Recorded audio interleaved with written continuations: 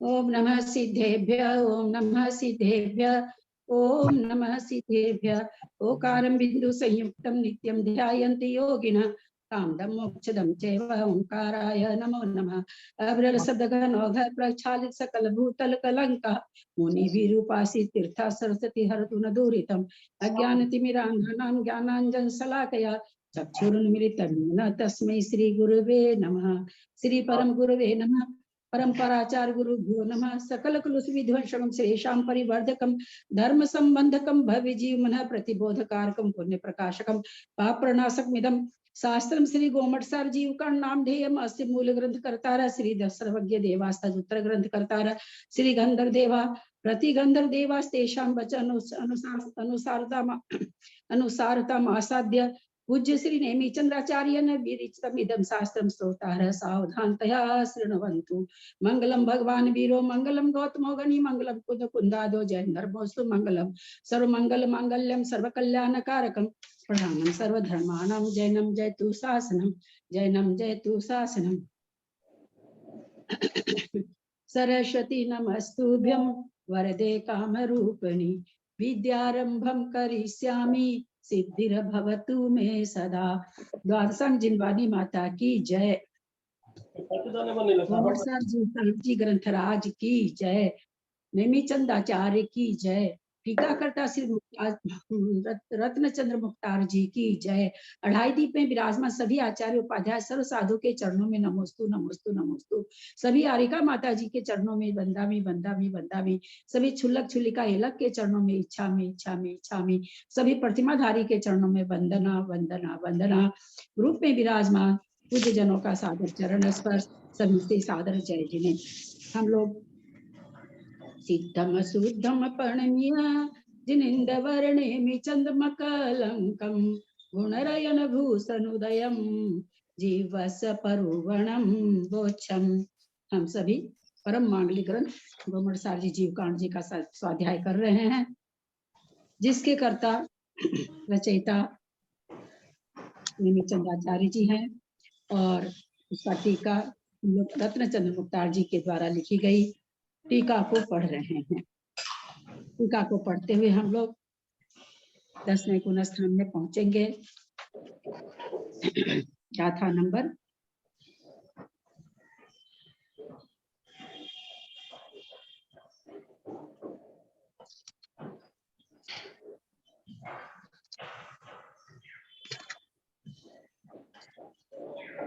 11वां गुणस्थान बता रहे थे कल आप। 11वां गुणस्थान बता दिया था आपने।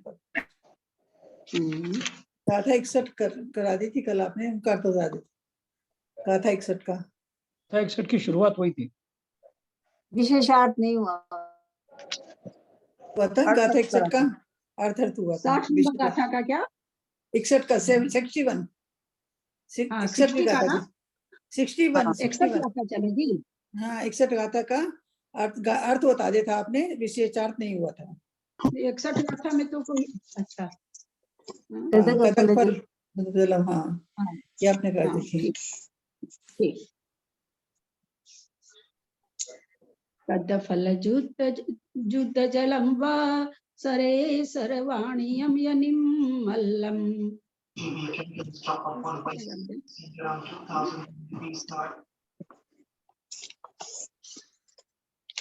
सर्वजल वाला है। गाथा कहाँ गई? गाथा तो 1 मिनट, थोड़ा सा मुझे कुछ कंफ्यूजन हो रहा है। तो अनिष्ट परिणाम ये तो हुआ है।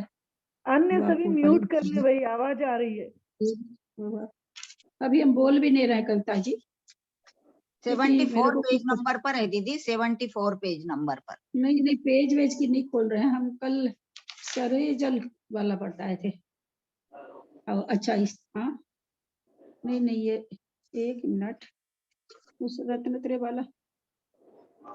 अच्छा ना ठीक है। 61 नंबर गाथा। कदक फल जुद्ध जलम वा सरे सर्वाणीयम यनिम मलयम सैलो वसंत मोहो वसंत कसाय ओदी। इसका अर्थ हम लोगों ने समझ लिया था।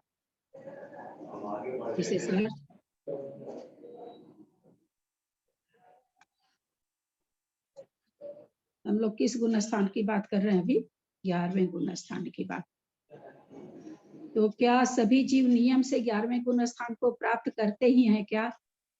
जी नहीं। नहीं नहीं नहीं, नहीं, जो उपसम में चढ़ते हैं वो करते हैं।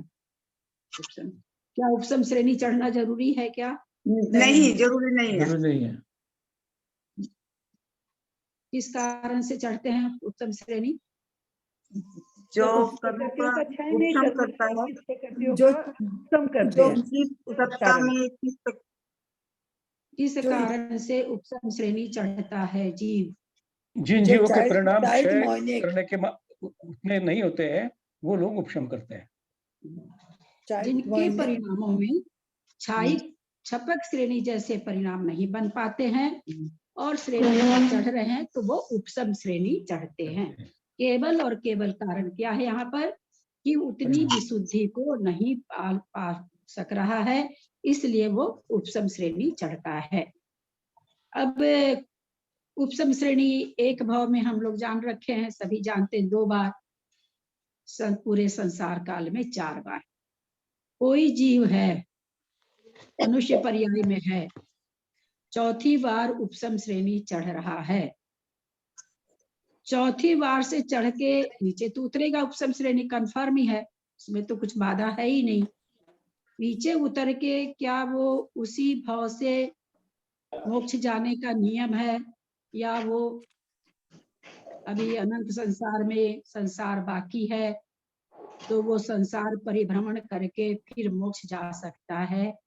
क्या होगा संभावना? नहीं दीदी, वो जब उपसम श्रेणी से वापस गिरेगा नीचे, उसके बाद में वो चतुर्थ गुण स्थान से वापस से वो ऊपर चढ़ेगा और तब क्षायिक बन के उसी भाव से मोक्ष जाएगा, अगले भाव से मोक्ष नहीं जाएगा, मतलब भ्रमण नहीं करेगा वो और आगे। और बोले मेरे मेरे हाँ मेरा मेरे प्रश्न, 1 मिनट सब चुप रहे, और उनका हमको कविता जी का पूरा सुन गया है। मैं फिर से प्रश्न दोहरा रही हूँ, खूब ध्यान से सुने। मेरा प्रश्न है कोई जीव 4 बार उपसम श्रेणी चढ़ चुका, चौथी बार, अब वर्तमान पर्याय में वो चौथी बार उपसम श्रेणी चढ़ा, नीचे गिरेगा ही, नियम से गिरेगा, नीचे गिर गया तो क्या यह संभावना पक्की हो गई क्या कि वो उसी भाव से छपक श्रेणी?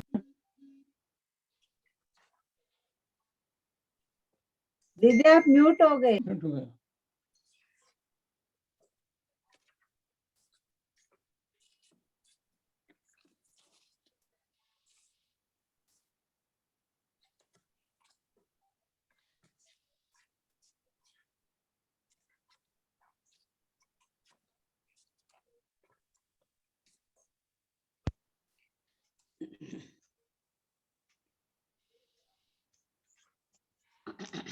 सॉरी, मेरा प्रश्न खूब बढ़िया से सुने और खूब बढ़िया से अपनी तार्किक बुद्धि का यूज करें।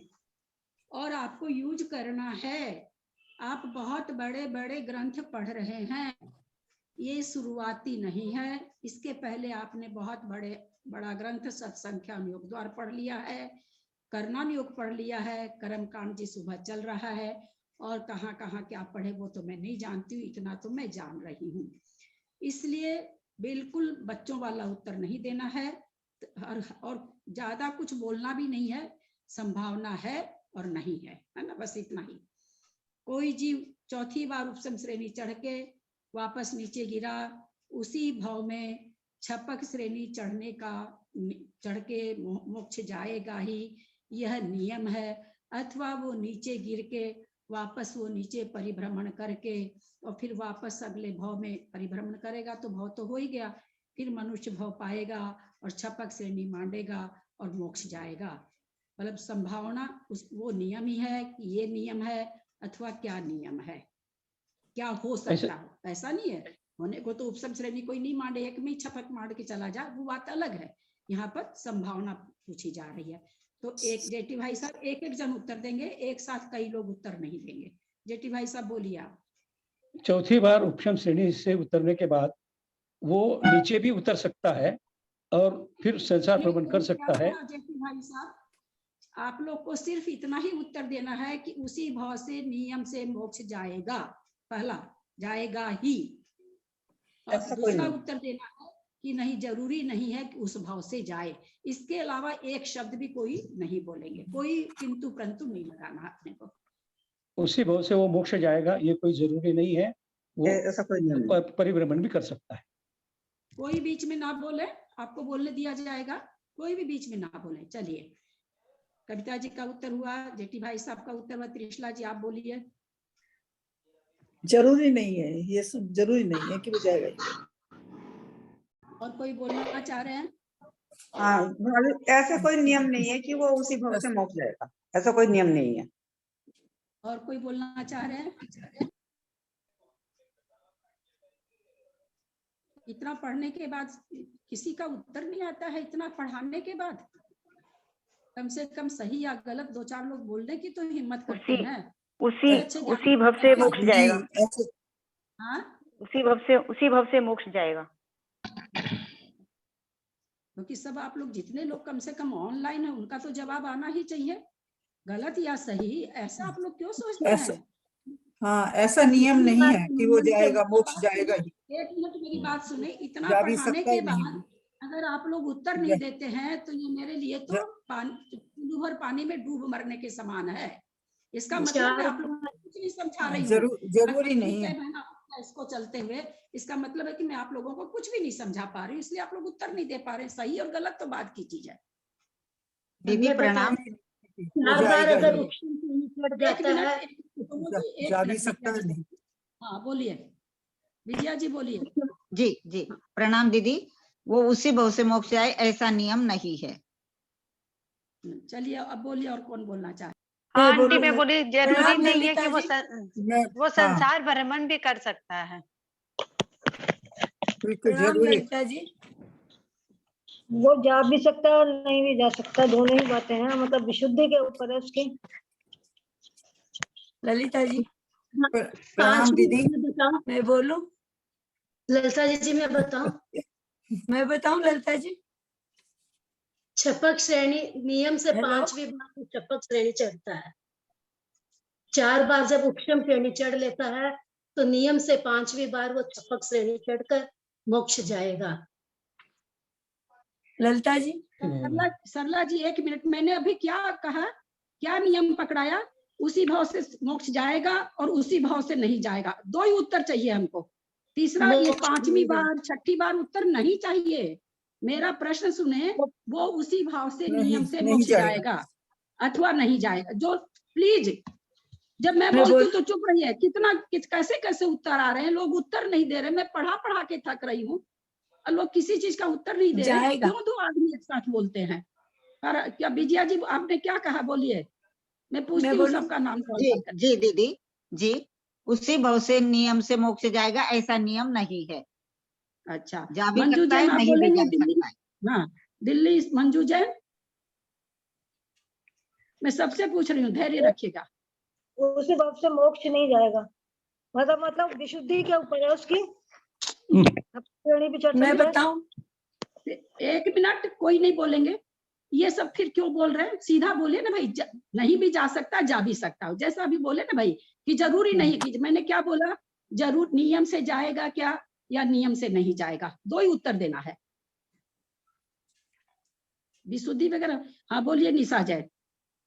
हाँ, वो जा भी सकता है, नहीं भी जा सकता, नियम नहीं है ऐसा। चलिए, ऐसा मतलब कोई सरला वो नहीं जैन, हाँ ठीक है, सरला जैन। नियम नहीं है कि वो उसी भाव से जाएगा, जा भी सकता है, नहीं भी जा सकता है। चलिए, उषा जैन बंगलुरु।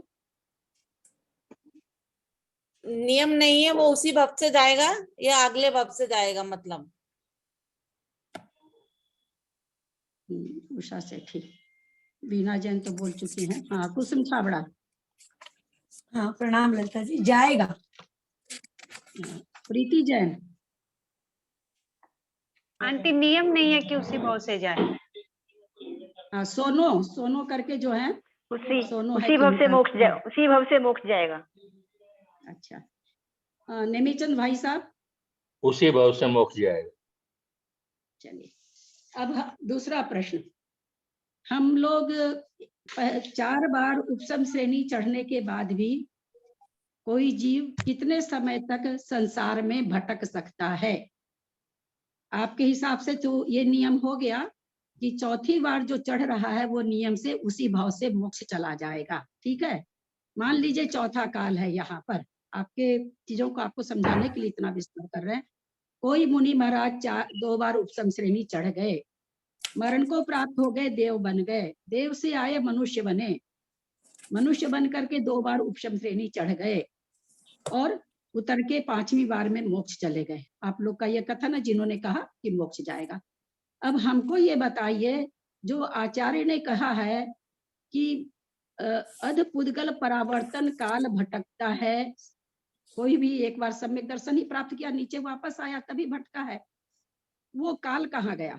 तब तो फिर कोई 2 भाव 3 भाव में 4 बार उपसम श्रेणी चढ़ा और तीसरे भाव में मोक्ष। आपके हिसाब से नियम बन गया कि दूसरी बार मनुष्य बना, 2 बार उपसम श्रेणी अगर चढ़ गया, मान लीजिए ऐसे परिणाम उसने कर लिए, ऐसे उसके हो गए, तो नियम से वो छपक श्रेणी चढ़ के मोक्ष जाएगा। आप लोग के हिसाब से ये नियम बन गया। अर्धपुद्गल परावर्तन काल फिर किसके लिए रह गया? ऐसा नहीं है, 4 बार उपसम श्रेणी चढ़ करके उसी भाव से मोक्ष जाए, ऐसा नियम नहीं है। वापस वो मिथ्यात्व में आ सकता है, अनंत संसार सागर का परिभ्रमण कर सकता है, और फिर अर्धपुद्गल परावर्तन काल में जब समय बाकी रहेगा उस समय वो छपक से, अब वो उपसम श्रेणी नहीं चढ़ेगा नियम से, ये नियम बनेगा। जब भी वो मोक्ष जाएगा उस समय वो छपक ही चढ़ेगा, उपसम नहीं चढ़ेगा, ये नियम बनेगा। वो नियम नहीं बनेगा 4 बार चढ़ गया तो चढ़ गया, चढ़ जाओ भैया, परिणामों में विशुद्धि करके अपने परिणामों को वापस आप गिरा के नीचे आ गए मिथ्यात्व में। अर्धपुद्गल परावर्तन घूमिए, कौन मना करता है? घूमिए, अर्धपुद्गल परावर्तन घूम सकता है जी।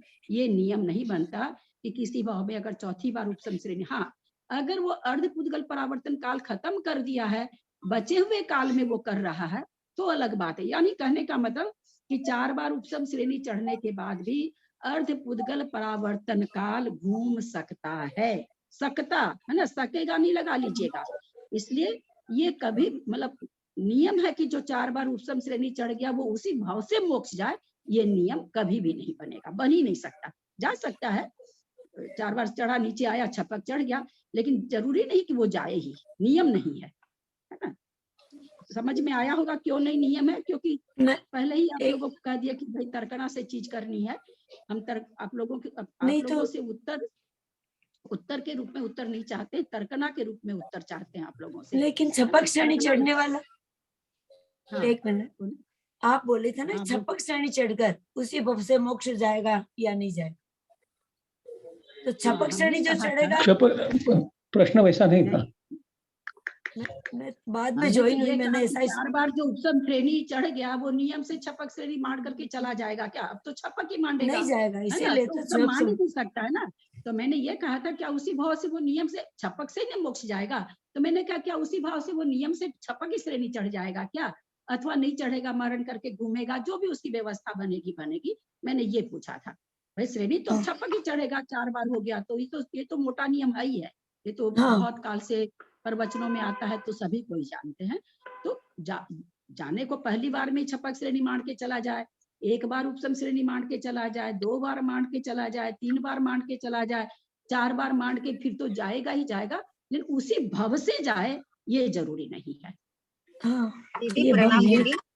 दीदी प्रणाम, मैं ये पूछना चाह रही हूँ कि समझ लो उपशम श्रेणी चढ़ रहा है चौथी बार पूरे संसार काल में, और उसी समय उसका अर्धपुद्गल परावर्तन काल भी समाप्त होने को है, तो फिर वो मोक्ष जा सकता है वापस वहीं से छपक श्रेणी चढ़ के? दीदी वो ये चीज तो मैंने बोला ना विजया जी, हाँ, आपने यही बोली तो ऐसे ही लगाओ ना उसको। ये बोल रही हूँ मैं, आपने जो बताया उसका यही है ना। वो पहले, हाँ सुनिए, अर्धपुद्गल परावर्तन काल उसका समाप्त हो गया है, तो वो तो अभी जो अभी भाव ले रखा है, उपसम चढ़े या न चढ़े वो मोक्ष तो जाएगा ही जाएगा, छपक तो चढ़ेगा ही चढ़ेगा। उपसम चढ़े या न चढ़े, छपक तो चढ़ेगा ही चढ़ेगा, उसका तो ये नियम बन जाएगा। नहीं दीदी, मैं ये पूछ रही थी दीदी कि जैसे अभी वो चढ़ते, हाँ वो 4 बार चढ़ गया, 5वीं बार छपक चढ़ जाएगा, जी जाना ही है, जाना। उसके प्रणाम, संसार में रहने का टिकट ही नहीं बचा, अब कहाँ हाँ। से रहेगा वो? ठीक। संसार में रहने का काल उसका खत्म हो गया तो उसको तो जाना ही पड़ेगा ना मोक्ष। जी। एक बार प्रश्न वापस बोलिए ना, बीच में ज्वाइन हुए ना तो आधा अधूरा प्रश्न सुना, गड़बड़ हो गया। प्रश्न मैंने हाँ, लिखा है कि कोई जीव चौथी बार उपसम श्रेणी चढ़ के वापस नीचे गिरा, गिर कर वापस या उसी भाव में होगा क्या छपक श्रेणी? हाँ, गिर कर क्या वापस वो उसी भाव में, उसी भाव से मतलब मोक्ष जाएगा क्या? ऐसे लिख लीजिए। हमने बोला छपक श्रेणी चढ़ेगा ही क्या? छपक श्रेणी चढ़ने का मतलब मोक्ष जाना ही है। तो मैंने कहा कि ऐसा नियम है क्या? लोग कहते भाई पूरे संसार, क्यों ये प्रश्न खड़ा किए? क्योंकि हम लोग क्या समझ रखे हैं कि पूरे संसार काल में 4 बार उपसम श्रेणी चढ़ता है, तो इसलिए ये प्रश्न हमने पूछा कि भाई तर्कना लगाइए आप लोग कि कोई चौथी बार उपसम श्रेणी चढ़ रहा है, मनुष्य भाव में चढ़ेगा और किसी भाव में तो चढ़ता नहीं है, तो क्या वो उसी भाव से मोक्ष जाएगा ही क्या? मतलब नीचे गिरा फिर छपक चढ़ गया, व्यवस्था तो यही बनेगी ना कि नीचे गिरा फिर चढ़ गया। तो चौथी बार उपसम श्रेणी अगर किसी ने मांग ली है तो जिस भाव में उसने, जेठी भाई साहब म्यूट कर लीजिए। जिस भाव में उसने चौथी बार उपसम श्रेणी मांगी है तो क्या वो उसी भाव से नियम से मोक्ष चला जाएगा क्या? तो ऐसा नियम नहीं है। अगर उसका पुद्गल परावर्तन किसी कारण से पहले पूरा हो गया हो तो अलग बात है, नहीं तो अभी वो अर्ध पुद्गल परावर्तन घूम सकता है। अगर सम्यक्त भी उसने अभी प्राप्त किया है 1-2 भाव पहले ही, तो जो कि चौथी बार चढ़ रहा है, एक भाव में तो चौथी बार चढ़ते नहीं है, मान लो इसके 1-2 भाव पहले ही उसने प्राप्त किया है, तो उसका तो पूरा संसार काल अभी बाकी है, वो अर्ध पुद्गल परावर्तन काल भी भ्रमण कर सकता है, लेकिन उसके बाद वो 5वीं बार उपशम नहीं करेगा, 5वीं बार समय खत्म हुआ और नियम से मोक्ष चला जाएगा, ऐसा है। और कोई तो ऐसे भी जा सकता है ना, जाने का तो मतलब यहाँ नियम की बात कहा जा रहा है कि ऐसा नियम नहीं है कि 4 बार चढ़ गया, चौथी बार जिस भाव से चढ़ा उसी भाव से चला जाए, ऐसा नियम नहीं है। नहीं भी जा सकता है, जा भी सकता, भजनीय है। दीदी आपने नेक्स्ट क्वेश्चन फिर इसको ही रिलेट करके बोल रहे थे, वो क्या था कि कितने सागर तक कितने मतलब रह सकता है, वो पूछे थे ना आप कुछ, तो आप पुद्गल परावर्तन ही बोलेंगे उसमें? नहीं, क्योंकि हम आप तो कोई जान नहीं रहे, हम आप तो इतना ही जान रहे हैं कि सम्यक दर्शन होने के बाद में अर्ध पुद्गल परावर्तन काल रहता है। अब मान लीजिए बेसी से बेसी उसका कैठो भाव बीता होगा, एक अभी मनुष्य भाव में है, एक पहले देव भाव बीता, एक पहले मनुष्य भाव बीता। मतलब इस यहाँ पर भजनीय में हम दोनों तरह से ये करते हैं, जैसे अभी हम सत संख्या योग जब पढ़े तो कम से कम भी पढ़ा और ज्यादा से ज्यादा भी पढ़ा। तो मान लीजिए भाई उसका अभी हो सकता है 2 भाव में उसने प्रथमोपशम प्राप्त किया हो, तो उसका तो अनंत संसार अभी बचा हुआ है। 4 बार उपशम श्रेणी चढ़ने के बाद भी वो अनंत संसार भोग सकता है। अब भोग करके फिर वो अब जब प्राप्त करेगा तो छपक श्रेणी प्राप्त करेगा, और नियम से अर्ध पुद्गल काल परावर्तन समाप्त होने पर नियम से वो मोक्ष छपक श्रेणी चढ़ के मोक्ष जाएगा, अब वो उपशम श्रेणी नहीं चढ़ेगा। ऐसे ये नियम बनेगा। पकड़ में आई कि नहीं बात आप लोग को? जी दीदी, पकड़ में आई दीदी। सबको आई समझ में? बहुत से लोगों ने तो उत्तर सही दिया, तो इसका मतलब उनको तो समझ में आ ही गया। जिनका उत्तर सही नहीं था उनको समझ में आया कि नहीं? आगे भाभी हमें ये पूछना है, पूछ लें? हाँ बोलिए। निधत्ति निकाचित ये कर्म क्या होते हैं? मतलब गाढ़े तो होते हैं, ये कैसे कर्म होते हैं, कब बनते हैं, कैसे होते हैं, ये पूछना था। हमने कहा था उस दिन भी पूछा था, शायद ये प्रश्न भी मैंने कहा किया था। चलिए आज आपके प्रश्न पर पुनः इसको दोहरा देते हैं, क्योंकि चीज ही ऐसी है कि थोड़ी सी समझ मतलब मुझे थोड़ा भाभी लिखवा दीजिए ताकि अच्छे से हम याद कर लें। निधत्ति और निकाचित कर्म किसे कहते हैं? लिखाने सुनिए, एक मिनट दीदी, एक मिनट सुनिए, एक मिनट मेरी बात सुनिए। कभी भी मेरे लिखाए हुए से आपको, आप सुनी हुई बात को, क्योंकि हर आदमी की एक भाषा होती है ना, हर आदमी की एक अपनी भाषा होती है। आप सुन करके उस नियम को जब आप अपने समझे हुए के हिसाब में लिखेंगे ना, तो आपको ज्यादा फायदा रहेगा। मेरे हिसाब में लिखेंगे तो वो तो हो गई किताब के जैसे भाई परिभाषा याद करनी, वो 7 काल में भी नहीं होगी। अब सुनिए, निधत्ति निकाचित कर्म के बारे में हम उस दिन पूछे थे आप लोगों से कि कब बंधता है, तो बहुत से लोगों ने कहा था मंदिर में पाप करने से बनता है, कोई कुछ बोले थे, कोई कुछ बोले थे। याद होगा ना? एक दिन प्रश्न उठा होगा। हाँ, याद है, याद है, तो अच्छे से याद है। प्राय करके सब लोग इसी तरह से बोले थे। तो हम्म। मैंने क्या कहा था, जेठी भाई साहब क्या कहा था मैंने, निधत्ति निकाचित कर्म कम बजते हैं। एक समय प्रबंध में जितने कर्म परमाणु बनते हैं उसमें कुछ न कुछ भाग निधत्ति निकाचित कर्म का रहता ही है, सारे समय में अब निधत्ति निकाचित इसका कर्म मतलब क्या हुआ, अभी हम लोग क्या कर प्रत्येक रहे हैं, समय। एक मिनट, अभी अब मैं बोलूँ तो वो बहुत बढ़िया से, बहुत अच्छा, बीना जी ने बहुत अच्छा प्रश्न उठाया है। अभी हम लोग क्या कर रहे हैं, कि हम स्वाध्याय अपने कर रहे हैं। स्वाध्याय कर रहे स्वाध्याय हैं। कर, और बहुत लगन से कर रहे हैं, कुछ भी याद नहीं आ रहा, क्योंकि ग्रंथ ही ऐसा है कि नहीं ध्यान देंगे तो बात तो निकल जाएगी। बहुत एकाग्र होके कर रहे हैं हम लोग। अब अभी किस तरह के कर्म बन रहे हैं, जो भी मतलब जैसे पुण्य कर्म बन रहे प्रतिशत हैं, कर्म, लेकिन शुभ निधत्ति कर्म बन रहे भी हैं। हो सकते हैं। अच्छा, हमने ये भी जाना है कि प्रति समय अशुभ कर्म भी बनते हैं कि नहीं बनते हैं। हाँ, बनते हैं। पूजा बनते करते बनते हुए, हैं दीदी। उपवास करते हुए, भगवान का दर्शन करते हुए, भगवान की भक्ति गाते हुए, भगवान के सामने भक्ति नृत्य करते हुए, गुरु को आहार देते समय बहुत लगन से सब कुछ कर रहे हैं। यात्रा करते हुए पारसनाथ की टोक पर, पारसनाथ की जगह पे एकदम मगन हो रखे हैं, उस समय अशुभ कर्मों का बंध होता है कि नहीं। होता है। जी होता है दीदी, होता है। होता है। होता है। क्योंकि 47 ध्रुव प्रकृतियां जो बनने वाली है उसमें अधिकतर पाप कर्म की ही है। 5 ज्ञानावरण है ना, दर्शनावरण, निद्रा हमेशा बंद हो रही है, अंतराय का हमेशा बंद हो रहा है। तो पाप पर कुछ प्रकृतियां हैं जो हमेशा बनती हैं, उनमें कुछ जो ध्रुव बंधी प्रकृतियां हैं उसमें पाप प्रकृति भी है। कितना बड़ा भी ध्यान क्यों नहीं लगा रखे हैं, 10वें गुण स्थान में सूक्ष्म सांप्राय, हाँ कसाय खत्म हो रही है, हर समय सूक्ष्म हो के उदय में आ रही है, फिर भी वहां ज्ञानावरण बंध रहा है, फिर भी वहां दर्शनावरण बंध रहा है, फिर भी वहां अंतराय बंध रहा है। तो पहली भी अच्छा तो ये कि अशुभ कर्म का बंध भी शुभ कार्य करते हुए होता ही है। कर्मकांड जी में आप लोग पहुंचे हैं कि नहीं वहां तक, वहां शंका उठाई गई जब कि शुभ योग से शुभ बंध होता है, अशुभ योग से कुछ इस तरह से, तो उन्होंने काटा कि अगर हम ऐसा कहेंगे कि शुभ योग से शुभ बंध, तो ये जो ज्ञानावरण दर्शनावरण प्रति समय बंध रही है उसका क्या होगा। इसलिए योग शुभ हो अथवा अशुभ हो, अशुभ प्रकृतियां भी बंधती है 10वें गुण स्थान तक। हमारी आपकी बात नहीं, हम लोग तो गाजर मूली हैं उनके सामने, है कि नहीं। बिल्कुल जी दीदी जी। तो हमारी तो कहीं चर्चा ही नहीं है। अब ये एक कथन तो ये हुआ कि अशुभ कर्म बंध रहा है। अब दूसरा कथन ये चला कि भाई निधत्ति निकाचित रूप कर्म जो इतना सारे दिन उस पर जो हाईलाइट की जाती है, तो ये कब बनता है।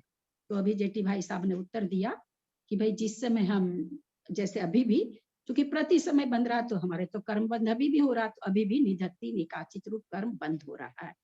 अब दूसरा इसका आगे एक प्रश्न है, अभी जो हमारे निधत्ति निकाचित रूप कर्म बंध रहा है, निधत्ति निकाचित कर्म अशुभ रूप भी होते हैं कि शुभ रूप ही होते हैं, या अशुभ रूप ही होते हैं, अथवा शुभ और अशुभ दोनों रूप होते हैं, क्या होते हैं। एक एक आदमी हैंड रेज करे, क्योंकि बहुत सारी चीज बताने के बाद वापस प्रश्न बनकर आ रहा है, इसका मतलब है कि लोगों को ठीक से पकड़ में नहीं आ रही है बात। शुभ और ये अशुभ दोनों रूप ये होते हैं। कोई नहीं बोले, नाम पुकारूंगी, कोई नहीं बोले, अपना ज्ञान रखें अपने पास सहेज करके थोड़ा देर। विजया जी। जी दीदी, शुभ रूप भी होते हैं, अशुभ रूप भी होते हैं। चलिए त्रिशला जी। भी होते हैं, अशुभ भी होते हैं। उषा जैन बेंगलुरु।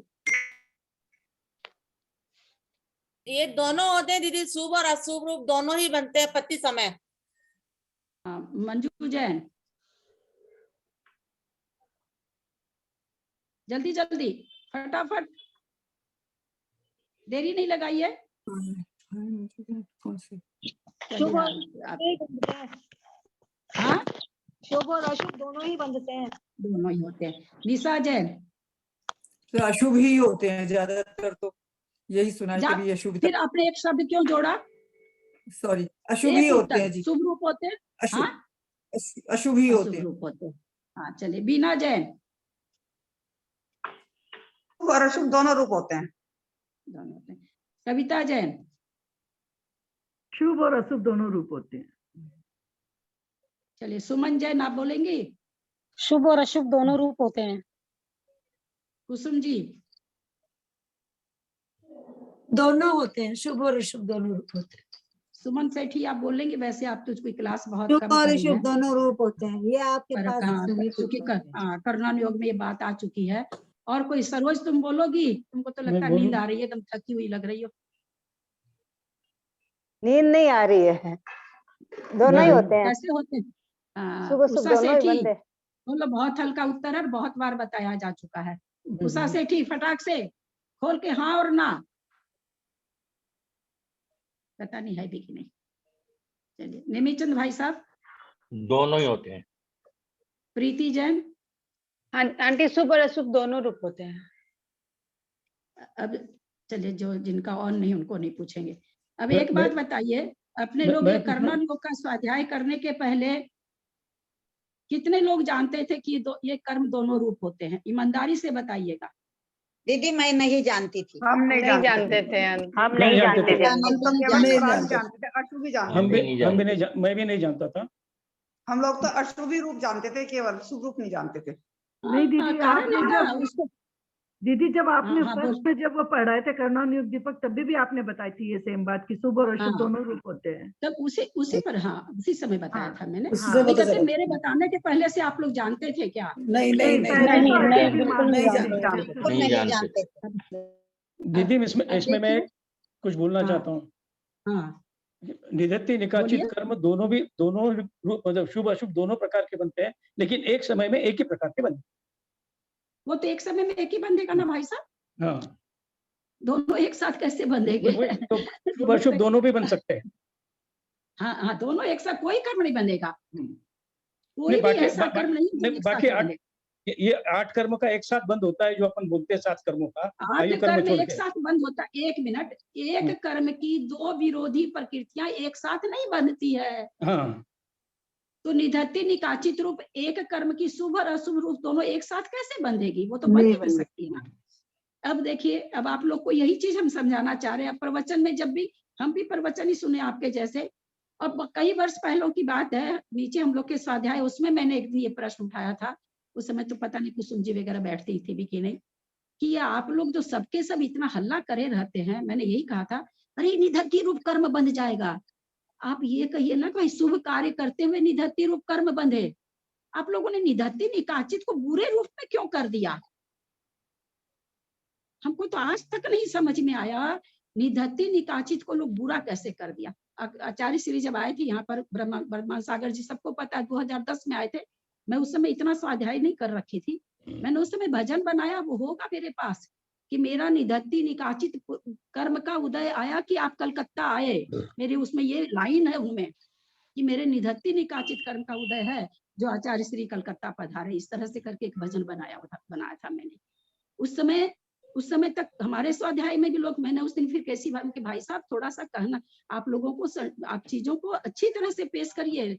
लोग एकदम निधत्ति कर्म बोल रहे, लोग ऐसे कांपते हैं जैसे कोई पता नहीं क्या हो गया, कितना बड़ा कोई सांप डस लिया हो, वैसे लोगों को लगता है ना। ये लोग ये जानते हैं कि ये कर्म हमेशा बनता है। अरे भाई मंदिर में झूठ मत बोलो, निधत्ति रूप कर्म बन जाएगा। अरे भाई मंदिर में ऐसा नहीं करो, ये हो जाएगा। क्या जबरदस्ती का लोगों में कितनी गलत धारणा फैला रखे हैं। बाप रे बाप, कितनी गलत धारणा। नहीं भैया, सब जगह हर आप कुछ भी कार्य कर रहे हो, हर समय वो भी, उसको भी प्रदेश मिल रहा है, उस कर्म को भी मिल रहा है। शुभ कर अभी हम लोग का शुभ हो रहा है, शुभ रूप निधत्ति निकाचित परमाणु बन रहे हैं। जिस समय हम हिंसा करेंगे, झूठ, घर में भी रहते हुए हिंसा करेंगे, झूठ बोलेंगे, चोरी करेंगे, उस समय भी निधत्ति निकाचित बन रहा है। मंदिर में करने से नहीं बंधेगा। इस भ्रम को निकाल दे। और न हमारे हाथ में है कि हम निधत्ति रूप कर्म नहीं बांधे। ये 2-3 चीज समझ लीजिए, ताकि बिना मतलब का डरना, बिना मतलब का तप का पाना हम लोग का छूट जाए। आप कुछ करें न करें, निधत्ति निकाचित रूप कर्म बन रहा है। आप शुभ कार्य में लगे हैं, शुभ रूप बन रहा है। आप अशुभ कार्य में लगे हैं, अशुभ रूप बन रहा है। हर समय वो अपना द्रव्य लेता है भैया, उसको भी अपना हिस्सा चाहिए।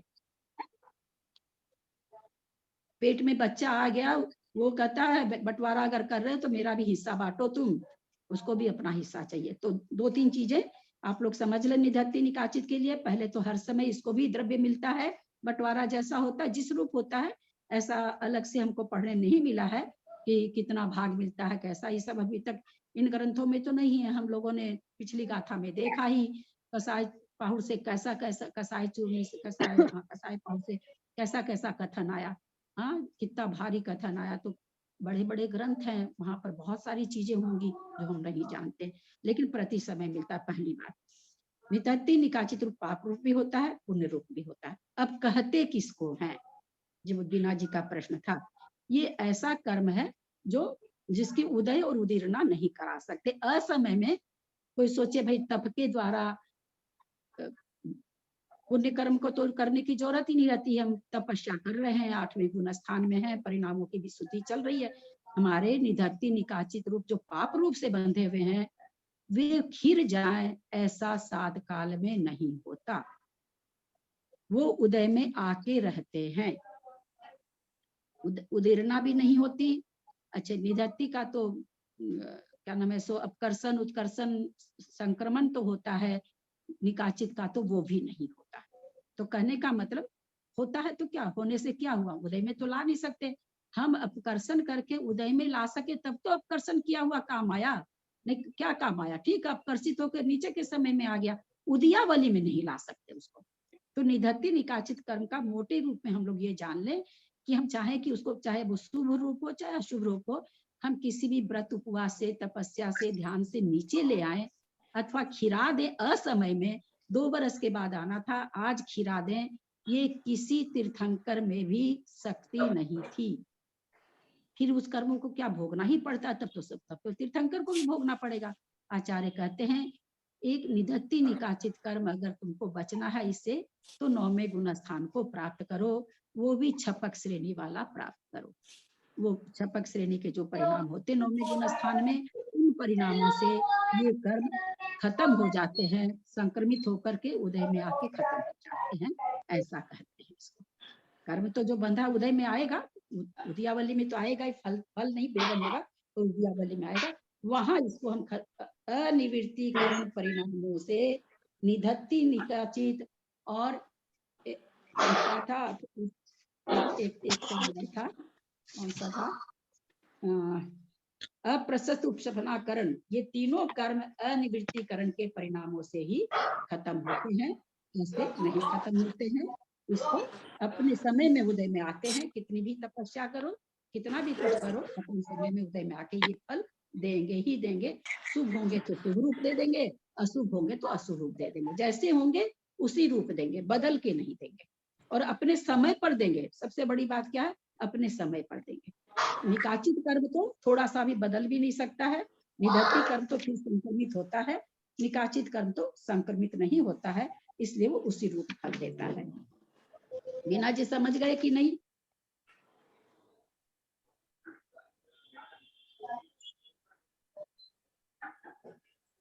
हाँ समझे तो है दीदी, समझे।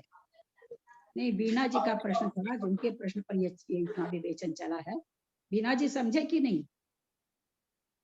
क्या बात है, समझ गई, मैं समझ गई भाभी। जैसे आपने आखिर की लाइन बोली कि निकाचित कर्म तो उदय में आएगा ही आएगा, और निधत्ती कर्म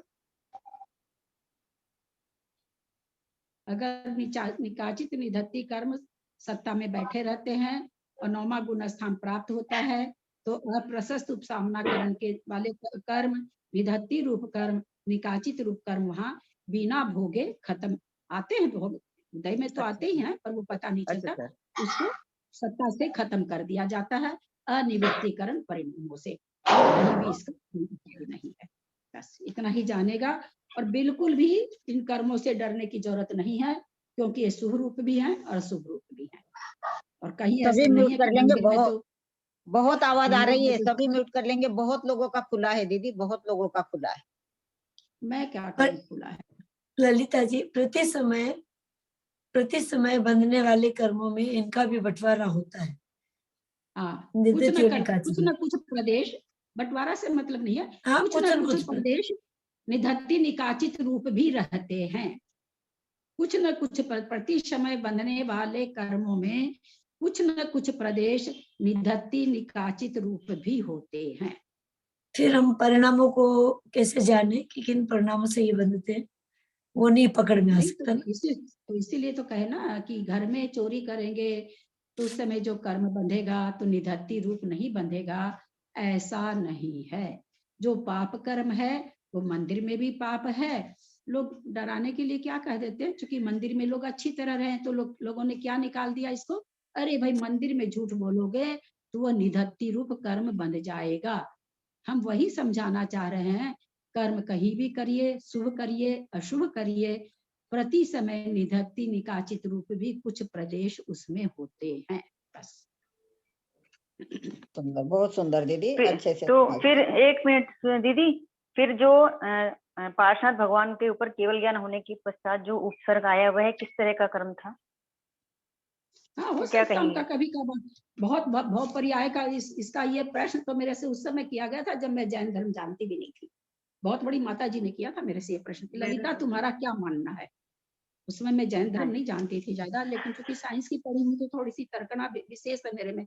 मैं कि माता जी कभी ना कभी तो किया ही है पार्श्वनाथ ने, 20 भाव पहले किया होगा, 40 भाव पहले किया होगा, वो भी निधत्ति रूप किया होगा। लेकिन निधत्ति रूप कर्म इसलिए हम उसको नहीं कह सकते क्योंकि 12वें गुण स्थान में निधत्ति निकाचित रूप कर्म नियम से नष्ट, सॉरी 9वें गुण स्थान में, 9वें गुण स्थान में कोई भी अगर एक बार उस 9वें गुण स्थान को कोई पा गया है तो निधत्ति निकाचित रूप से बंधे हुए कर्म की वहां पर विच्छुत्ति हो ही जाती है।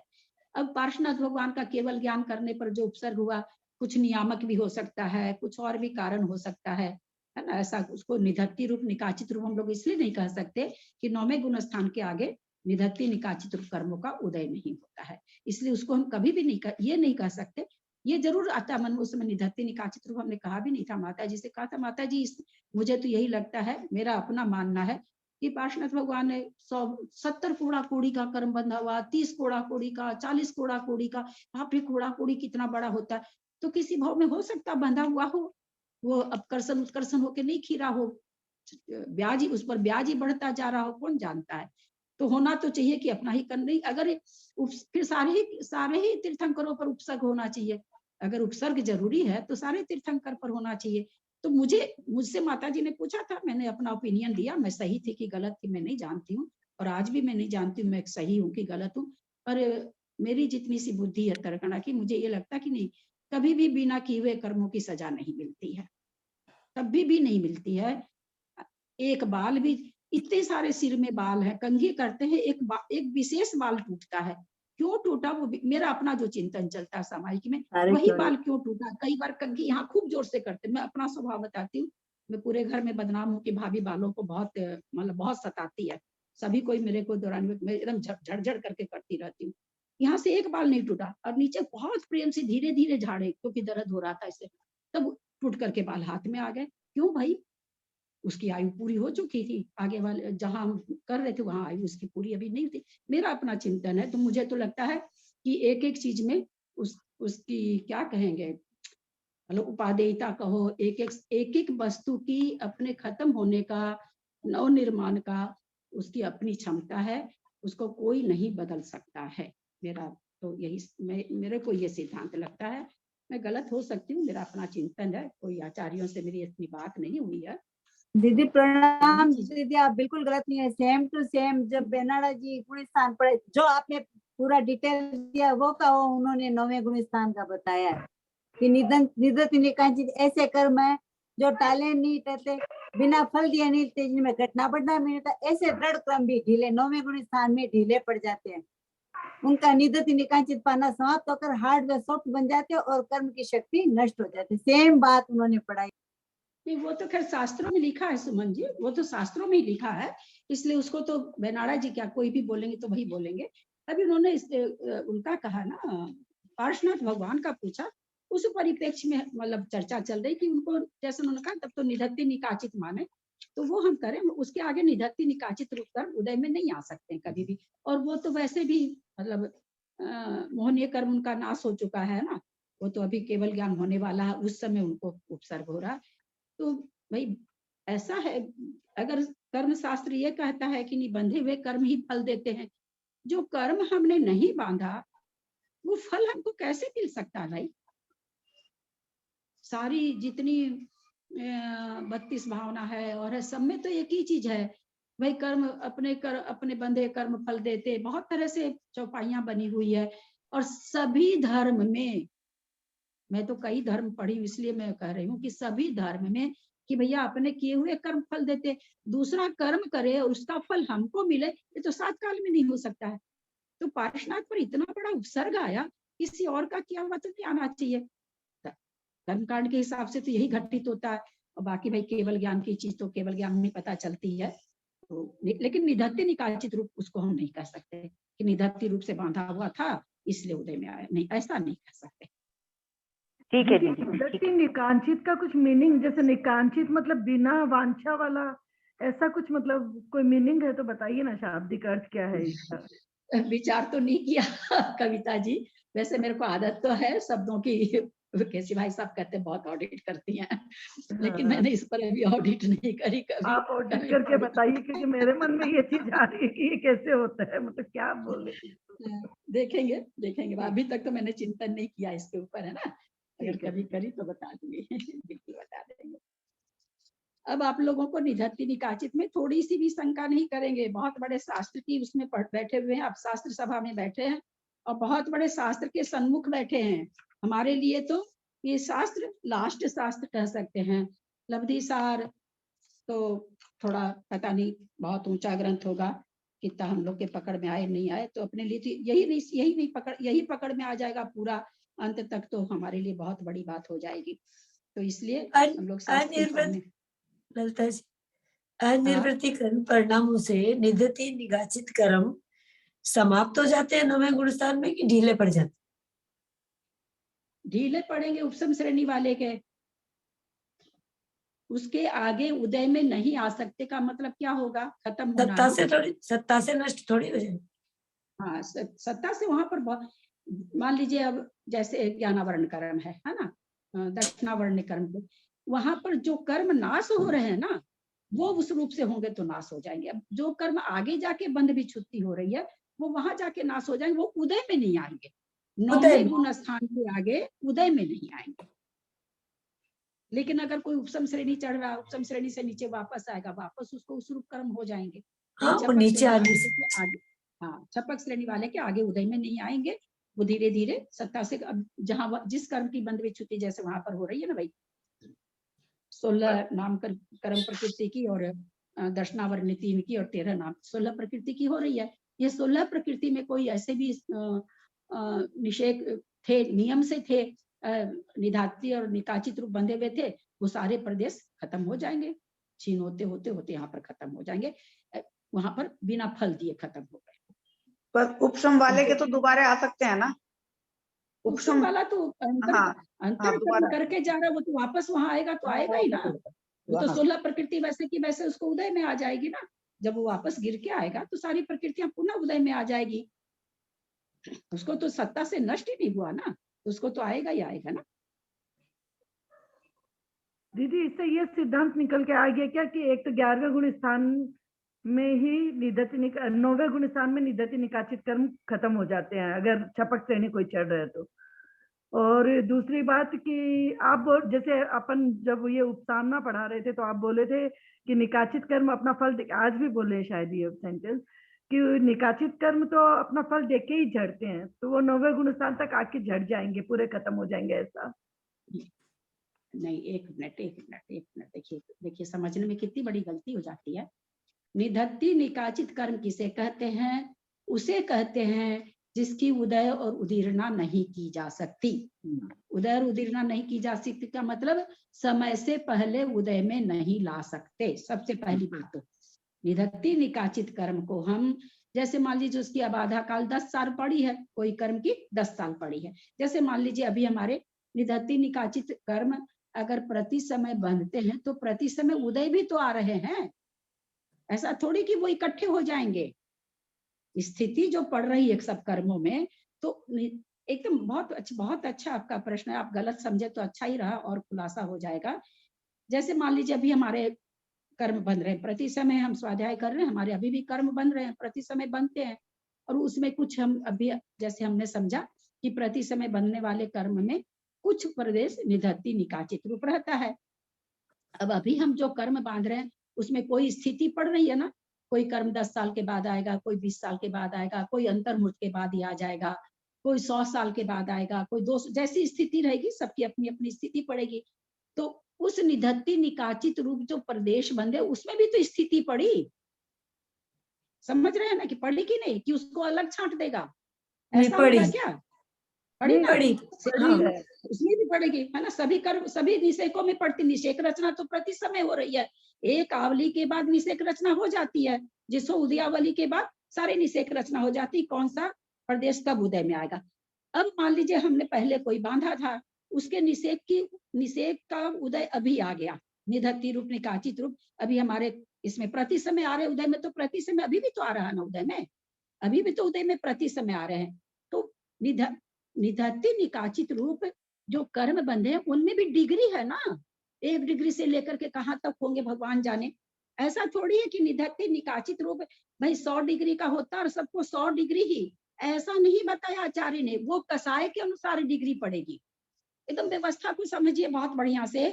प्रति समय यद्यपि उसको प्रदेश मिल रहा है, अभी हमारे स्थिति बन रही है 5 बरस की, निधत्ति निकाचित रूप को भी स्थिति मिली 5 बरस की, है ना। और हमारी जो कसाय बहुत मंद थी, डिग्री हमारे कर्मों में किसी में 10 डिग्री पड़ी, किसी में 20 डिग्री पड़ी। डिग्री मतलब यहाँ तारतम्यता समझिएगा, डिग्री बुखार वाली नहीं, कहने का मतलब कि उसकी अनुभाग शक्ति सब में अलग अलग पड़ी। तो जैसी अनुभाग शक्ति सब कर्मों में पड़ी, सब कर्म प्रदेशों में, प्रति समय बंधने वाले कर्म परमाणुओं में जैसी अनुभाग शक्ति पड़ी, वैसे ही निधत्ति निकाचित रूप जो कर्म बन रहे हैं उसमें भी अनुभाग शक्ति पड़ती है। तो आज अभी जैसे प्रति समय अगर कोई कर्म बन रहा तो प्रति समय उदय में भी आता है। ऐसा नहीं होता कि कर्म तो प्रति समय बंद है और उदय एक साथ आए, ऐसा नहीं। जो निषेक रचना हो रही है कर्मों की, उसमें निधत्ति निकाचित कर्म प्रदेश की भी हो रही है। वहां ऐसे बांटे हुए नहीं है कि ये तो काले हैं, ये नीले हैं, ये पीले हैं, ये नीले वाले की होगी, ये ऐसा नहीं है। तो अभी हमको क्या पता चल रहा है, क्या निधत्ति निकाचित से क्या आ रहा है? नहीं पता चल रहा ना, आ रहा जा रहा, चूंकि उसकी डिग्री बहुत नहीं है। इसी में मान लीजिए कोई ऐसा किसी एक खास विषय था, आदमी को कोई बहुत जोर माथे में दर्द उठ रहा होगा, फिर भी चूंकि उसको स्वाध्याय करना इसलिए वो बैठा है, तो वो दर्द उसके निधत्ति निकाचित रूप से असर कर रहा है, उसको विवश कर रहा है कि तुम छोड़ो स्वाध्याय को। तो इसलिए इससे बिल्कुल भी भय इसका ये मतलब नहीं सोच लीजिए कि मैं आप लोग को कर रही हूँ पाप करिए सब जगह, मंदिर में भी करिए, कहीं भी करिए, कर्म तो एक जैसा बनता है, इसका ये मत लगा लीजिएगा आप लोग प्लीज। बहुत डर लगता है हमको, आप लोग उल्टा अर्थ लगा लेते हैं।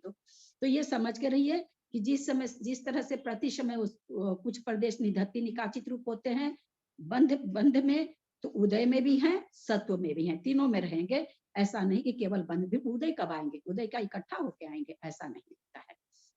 तो लेकिन जैसे हम हमेशा कहते हैं कि भाई एक गर्म पानी चम्मच, एक चम्मच भी अगर हाथ पे गिर जाए तो छाला हो जाता है। गुनगुना पानी एक बड़की बाल्टी 10 लीटर की भर करके शरीर पर गिर जाए तो भाई परेशानी तो हुई, कपड़ा बदलना पड़ा, लेकिन बाकी कुछ नहीं हुआ। तो उसी तरह से निधत्ति निकाचित रूप कर्म उदय में आते हैं, जब वो तीव्र, कई बार लगता कि नहीं भाई मैं तो अभी एकदम बिल्कुल स्वस्थ थी और अचानक से मैं अस्वस्थ कैसे हो गई। पहली बात, क्योंकि हम लोग निधत्ति निकाचित को खराब में लेते हैं, इसलिए मैंने आपको पहले खराब में ही बताया। कई बार बैठे रहते और अचानक से कुछ ऐसी बात याद आ जाती, जबकि एकदम अनमने से बैठे थे, मतलब ठीक ठाक बैठे थे, कोई ऐसा नहीं, और अंदर से इतनी प्रफुल्लता होती, मेरे साथ तो होती भाई, मैं अपना अनुभव बता रही हूँ, इतनी प्रफुल्लता होती। कल मैंने इनको कहा कि देखिए आज मैं बहुत इरिटेट हो रही हूँ, मैंने इनको कहा कि आज मैं कई बातों से बहुत मेरा इरिटेशन हो रहा है, आप कुछ बोलिएगा मत, हो सकता है कि मैं झुंझला जाऊं। आज आप थोड़ा, मैंने इनको बताया कि ऐसे 4-5 कारण है जो मेरे को इरिटेट कर रहे हैं, बहुत ज्यादा मैं इरिटेट हो रही हूँ, आप कुछ भी मत बोलिएगा। जबकि कहीं कोई बात नहीं थी, कुछ बातों को मैंने सोच लिया कि अरे वहां से प्रमुख सागर जी भी बिहार कर गए, उनका भी दर्शन अच्छी बातों के लिए किया, महावीर जी भी क्या संजोग बैठा, मैं नहीं जा पाई, लाख चाह करके भी संजोग से इनकी तबीयत खराब हो गई, अगर मैं ले भी लेती तो क्या होता। इन्हें अच्छी बातों के लिए, कोई घर की कोई बात नहीं थी इनकी, अच्छी 4-5 बात मेरे को बहुत ज्यादा इरिटेट कर दी कि देखो कैसा क्या, तो ये क्या है, ये निधत्ती रूप कर्म उदय में आया मेरे, ये निधत्ती रूप आया मेरे, नहीं करने दिया। बहुत पुरुषार्थ मैंने किया, बहुत पुरुषार्थ किया कि मैं शिखर जी 2 दिन जाके आ जाऊं, प्रमुख सागर जी का दर्शन करके आ जाऊं। कल मेरे को पता चला, कल मैं वापस हाथ पे मारी कि मैं शिखर जी 2 दिन जाके आ जाऊं। कल मेरे को पता प्रमुख सागर जी बिहार कर गए। तो क्या है ये, मेरा कोई वैसा अंतराय कर्म निधत्ती रूप से बांधा हुआ था? कोई इसको फिर समझिए, कोई एक ही निधत्ती निकाचित 8 कर्म के अलावा कोई 9वां कर्म नहीं है। जो कर्म परमाणु हम बांध रहे हैं 8 कर्मों के, उसी में कोई कुछ निषेध इसके हैं। तो जैसे हमारे अंतराय कर्म का कल था, तो हमको बोले कि 4-5 बात मेरे को एकदम बहुत ज्यादा इरिटेट कर रही है, तो आप आज कुछ बोलिएगा मत, मेरा इरिटेशन निकलेगा तो झगड़ा हो जाएगा बिना मतलब। तो और कई बार बैठे बैठे कोई अच्छी चीज हम नहीं भी पूरी होने वाली है, फिर भी हम अरे हम वहां जाएंगे, इस तरह से दर्शन करके ऐसे दान देंगे, ऐसे कपड़ा रख लेते हैं, माता जी को हार देंगे। इन बातों को सोच के क्या खुशी हो जाती है अंतर, जबकि वो काम होगा कि नहीं होगा ये भी नहीं जान रहे। ये क्या है? ये निधत्ती निकाचित कर्मों का ही फल है। मुझे जितना चिंतन चलता वो मैं परोस रही हूँ आपको। मैं नहीं जानती मैं गलत हूँ कि क्या है। वो ये पक्की बात है कि जो भी आपको मैं देती हूँ अपने चिंतन से, बहुत चिंतन के बाद देती हूँ। मेरे को वो आदत नहीं है कि उछलापन करें, ऐसा कुछ नहीं। मेरा बहुत चिंतन चलता, तभी मैं कोई चीज को परोसती हूँ। तो यही तो है प्रति समय उदय में आने वाला, नहीं तो कैसे घटेगा प्रति समय, बताइए। तो प्रति समय बंध भी रहा है तो उदय में भी आ रहा है, क्योंकि डिग्री इतनी कम है। वहां निधत्ती निकाचित कर्म बांधन के साथ में ये शर्त नहीं लगाई आचार्य ने कि इसका अनुभाग बहुत भारी होगा, कहीं नहीं लिखा हुआ, अभी तक तो मुझे नहीं मिला। खाली ये लिखा हुआ मिला कि उदय और उदीर्णा नहीं होगी, भैया अपने समय पर उदय में आएगा, बस इसके अलावा कुछ नहीं लिखा हुआ मिलता है। तो ऐसा नहीं कि इसमें बहुत डिग्री रहती है, बहुत डिग्री वाला होके आता है, तो ऐसा कुछ नहीं लिखा है। प्रति समय बंध रहा, प्रति समय उदय में आ रहा है, काम खत्म। दीदी अपन मुझे तो ऐसे लगता है ना कि फिर अब निधत्ती निकाचित कर्म समझ लीजिए कोई है जो एक कोड़ा कोड़ी सागर के लिए बंधा या 4 कोड़ा कोड़ी सागर के लिए बंधा, तो और वो जब तक नहीं आएगा तब तक वो मतलब फिर केवल ज्ञान को प्राप्त ही नहीं कर सकते, मतलब मोक्ष छपक श्रेणी मांग ही नहीं सकते हैं। तो केवल ज्ञान को प्राप्त करने की तो मतलब जरूरत ही नहीं, तो 9वें गुण स्थान में उसका क्षय होके रहेगा।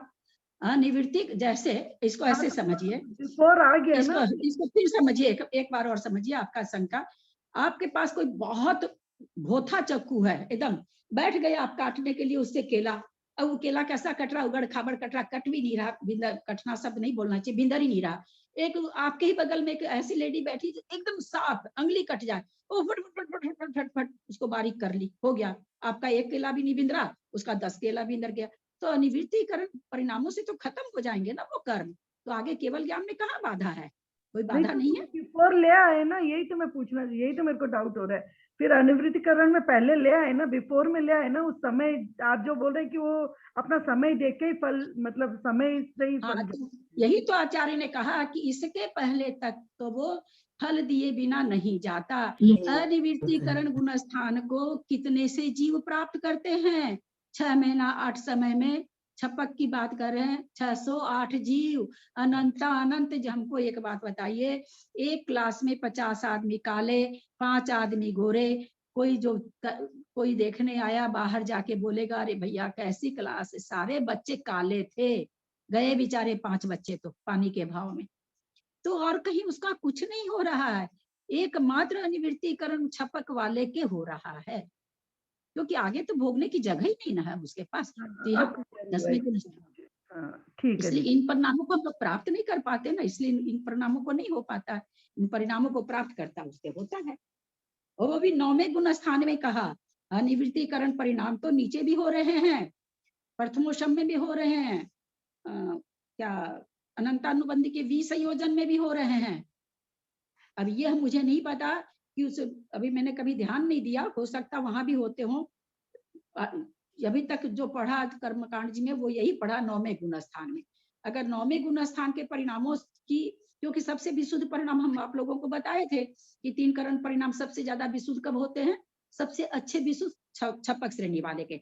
तो जब छपक श्रेणी वाले के हो रहा तो इसका मतलब वैसे परिणाम और कहीं पाए नहीं जाते हैं, तो और कहीं इनका नहीं होना चाहिए, ऐसा लगता है। ऐसा मिला नहीं है कुछ हमें, पर ऐसा तर्कना से लगता है कि फिर बाकी अनिवृत्तिकरण के परिणामों से इसको नहीं होना चाहिए। 9वां गुण स्थान जब हाईलाइट कर दिया गया तो इसका मतलब कि वहाँ के परिणाम बहुत ऊंचे हैं और वहीं के परिणाम से होता होगा, ऐसा लगता है। दीदी प्रणाम, मैं ये चाहती हूँ दीदी कि जब ये निधत्ती और निकाचित का कुछ अंश अपने यानी मिलता होगा तो वो उसी सूत्र के अनुसार मिलता होगा ना, शुभ से पुण्य, शुभ से योग, शुभ योग से पुण्य और अशुभ योग से पाप, इसी हिसाब से मिलते होंगे, तभी शुभ रूप भी बनते, अशुभ बनते, ऐसा होता होगा ना दीदी? उसी के लिए तो कर्मकांड जी, मुझे नहीं पता आप लोग कहाँ तक पहुंचे, क्योंकि इन दिनों मैंने कर्मकांड जी वाली क्लास अटेंड ही नहीं करी। उसी का तो जवाब नेमीचंद आचार्य ने दिया है, पढ़ेंगे आप लोग या तो पढ़ लिए होंगे, कि अगर हम ये घटाएं कि शुभ योग से शुभ बंद होता है, अशुभ योग से शुभ बंद होता है, तो ये जो प्रति समय 47 ध्रुव प्रकृतियां हैं, ये ध्यान करते समय भी बंद रही है। 5 ज्ञानावरण छोड़िए और प्रकृति याद रहती है नहीं रहती है। 5 अंतराय 10वें गुण स्थान में भी बंद हो रहा है मेरी बहना। 10वें गुण स्थान के लास्ट में बंद विच्छुत्ति होगी, वो भी किसके? छपक श्रेणी वाले के।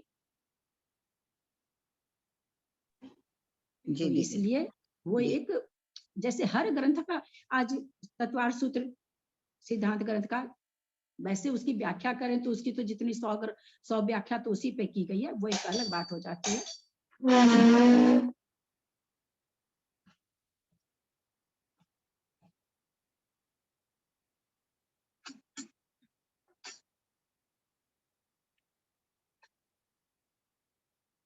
वो एक अलग बात हो जाती है। अब जैसे हमने अभी पीछे 2-3 दिन से इसको पढ़ रहे हैं अपने लोग, है ना, कितना भारी भारी आया ना, लेकिन किस ग्रंथ से है? कसाय पाहुर से है ना। जब हम इसको कसाय पाहुर पढ़ेंगे तो और भी भाई 12 कृष्टि, सूक्ष्म कृष्टि, संग्रह कृष्टि 12 होती है, एक कृष्टि में अनंत कृष्टि होती है। हाँ, मोटे रूप से अपने लोग ने ये सब जाना, और वो कैसे होती है ये कसाय पाहुर पढ़ेंगे। ये सब्जेक्ट पूरा के पूरा कसाय पाहुर का था, लेकिन आज ये सब्जेक्ट हमारा जीवकांड जी का नहीं है ना।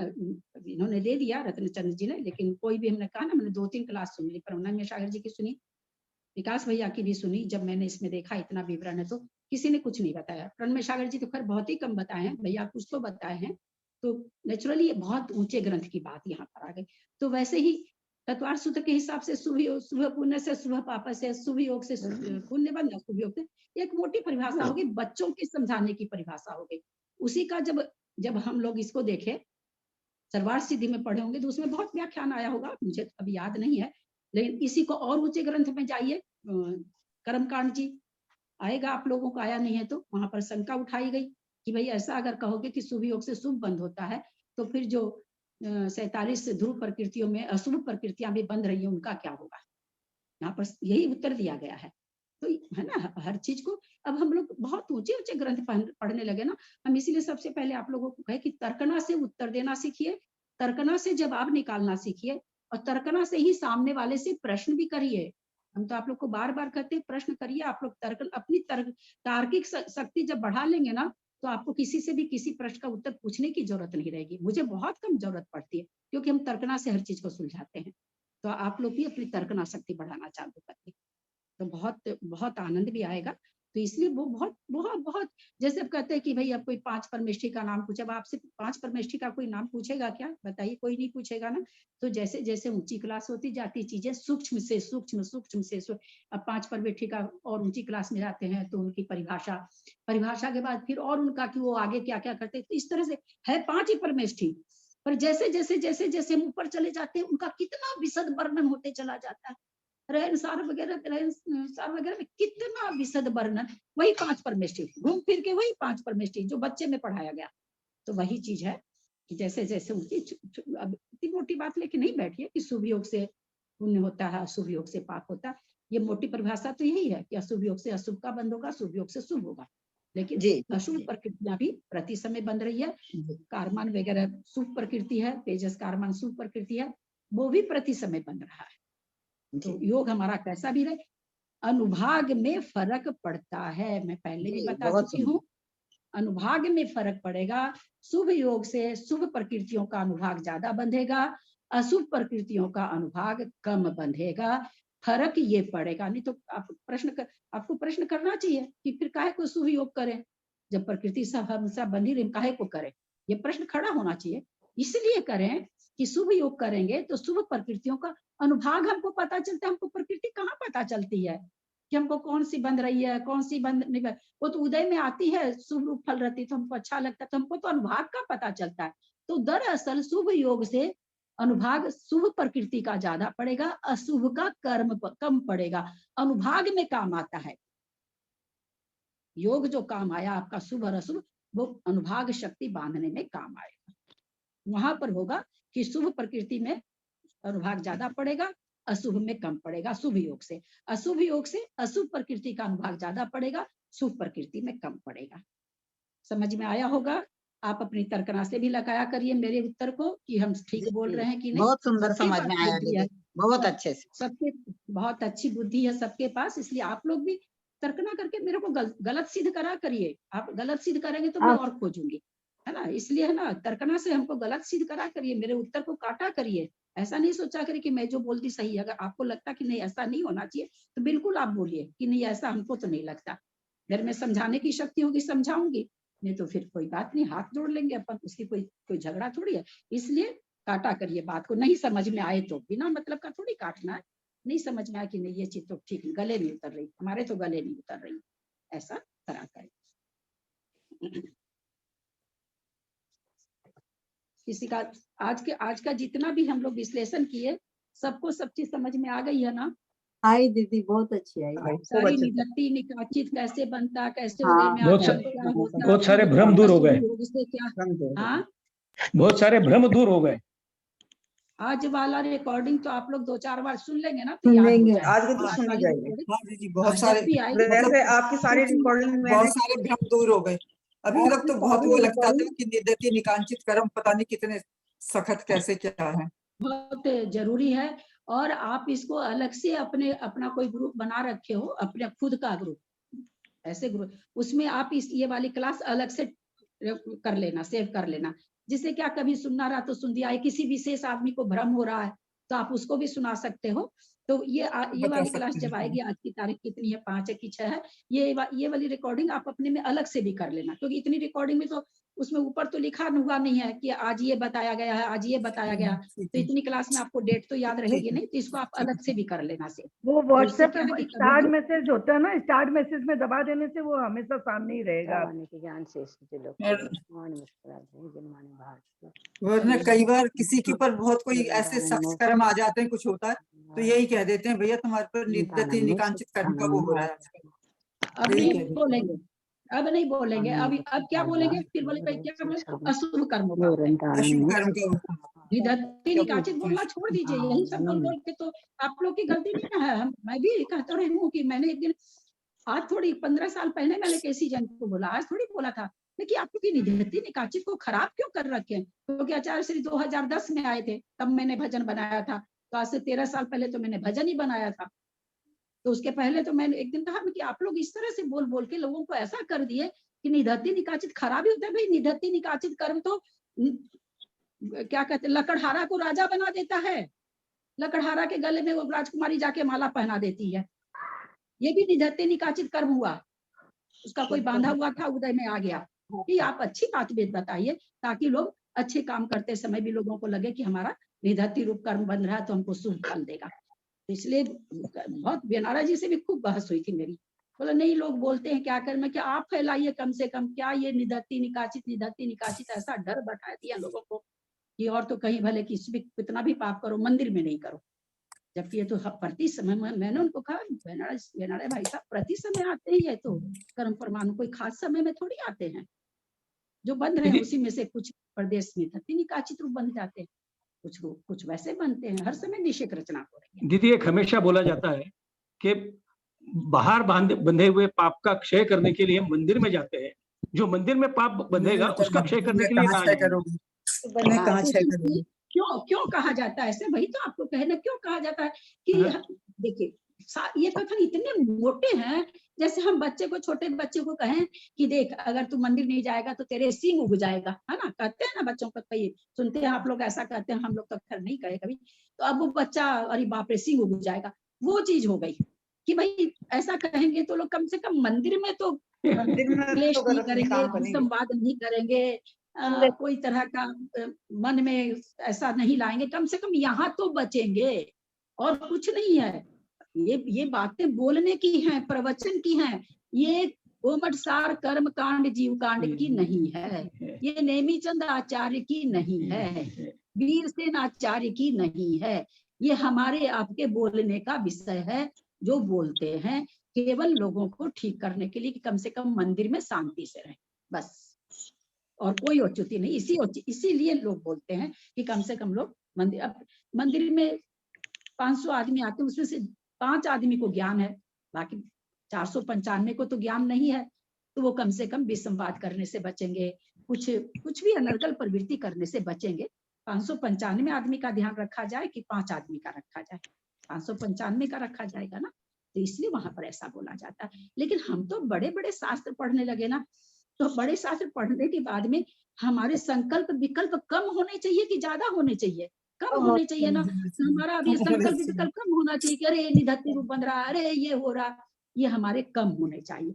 नहीं तो फिर आगे शास्त्र पढ़ने का क्या मतलब, मोटे मोटे में रह जाओ फिर, है ना। तो जैसे जैसे और इससे आगे भगवान अपनी आयु रही और मेरी बुद्धि काम करी, और इससे आगे का शास्त्र अगर लब्धि सार छपना सार पढ़ेंगे, पता नहीं क्या क्या आएगा उसमें, पता नहीं हमारी कितनी बुद्धि वहां पर तीक्ष्ण होगी, और कितनी पाप से हम बचेंगे, कितनी गलत भ्रांति से हम बचेंगे, हमको पता थोड़ी है। एक प्रथमोपशम के लिए इसमें 2 पेज है, एक प्रथमोपशम के लिए लब्धि सार में 80 गाथा है। अब वो 80 गाथा में क्या पढ़ा रहे हैं महाराज जी, वहां पर क्या कह रहे हैं 80 गाथा में? नेमिचंद आचार्य का ही ग्रंथ है, वहां 80 गाथा प्रथमोपशम के लिए। अब सोचिए क्या होगा उसमें। तो वही चीज है, हम लोग अपने लोग का थोड़ा सा उच्च कोटि का स्वाध्याय हो रहा, तो हमको अपने चिंतन भी उसी तरह का ऊपर ले। अब हम ये सब छोटी छोटी बातों में नहीं उलझे कि शुभ पुण्य से अशुभ पाप से, वो बहुत छोटी बात हो गई, और हम बहुत सूक्ष्मता की और उसके बनिस्पत हम बहुत आगे बढ़ चुके हैं ना। कभी चाहेंगे तो और इसके आगे भी बढ़ेंगे, कभी रहा संजोग तो। ठीक है, किसी को भी कुछ गलत लगा हो तो मैं क्षमा चाहती हूँ, मैं अपने मन से जो मुझे आया सो मैं बताई। बहुत सही, मन की बहुत सारी शंकाएं निकल गई, बहुत सारी शंकाएं निकल गई। अभी ये 2-3 महीने पहले प्रमाण सागर जी के साथ भी निगत सेम आपने जैसे समझाया, उन्होंने भी, खैर उनको तो इतना टाइम नहीं मिलता, उन्होंने फिर भी उस दिन शंका समाधान में 7 मिनट दिए थे उस क्वेश्चन को। आपने जैसे समझाया वैसे कि क्यों इन कर्मों का आप बुरा मानते हो, ये अच्छे रूप ही तो बनते हैं। उन्होंने भी आपके जैसे बहुत डिटेल से समझाया था, अच्छा समझाया था। चलिए थोड़ा सा संतोष हुआ कि फिर मैं गलत आपने और अच्छा समझाया तो दिमाग में बैठ गया। हाँ, नहीं आज तो सच में दिमाग में बहुत अच्छे से बैठ गया। समाप्त करते हैं क्लास, बहुत लेट हो गई, कभी कभी मेरे को लेट हो जाती भाई। यदक्ष मात्रा पदवाक्यहीनं मया प्रमादादि किंचनोक्तम् तन्मे क्षमित्वा विदधातु देवी सरस्वती केवल बोध लब्धिं बोधि समाधि परिणाम शुद्धि स्वात्मोपलब्धि शिव सौख्य सिद्धि चिंतामणिं चिंतित वस्तु दाने त्वं वंदमानस ममास्तु देवी जावाणी के ज्ञान ते सुजे लोकालोक सोवानी मस्तक चढ़ो सदा दे तुमको हे जिनवानी भारती जो दिन रहे जो तेरा शरणा गए सो पावे सुख चैन देव भजू और हंत को से हो निर्ग्रंथ दया धर्म पालू सदा यही मोक्ष का पंथ द्वादशं जिनवानी माता की जय। आज मुझे भी बहुत खुशी हो रही क्लास लेके, मुझे ऐसे लगता बहुत से लोगों की भ्रांति मैंने निकाली है, मुझे भी बहुत अच्छा लग रहा है। नहीं भाभी, मैंने रिकॉर्डिंग सुनी, मैं तब से परेशान सी थी।